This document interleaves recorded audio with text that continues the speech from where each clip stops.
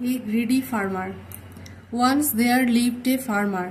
একদা সেখানে এক কৃষক বাস করতেন। He had a wonderful goose. তার একটি আশ্চর্য ধরনের হংস ছিল। It used to lay a golden egg every day. এটি প্রতিদিন একটি সোনার ডিম পাড়ত।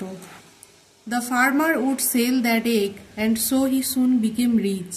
কৃষক সেই ডিম বিক্রি করত এবং তাই সে শীঘ্রই ধনী হয়ে উঠল। But the farmer was very greedy.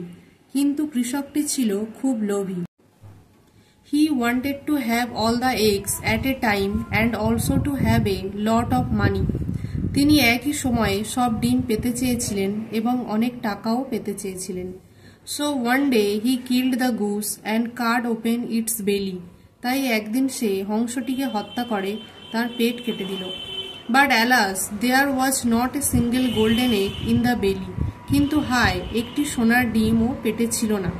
The farmer then began to cry. কৃষক তখন কাঁদতে লাগলেন। He lost both the goose and the eggs forever. তিনি চিরকালের জন্য হংস এবং ডিম উভয়ই হারালেন। Moral: grasp all, lose all. অতি লোভে তাঁতি নষ্ট।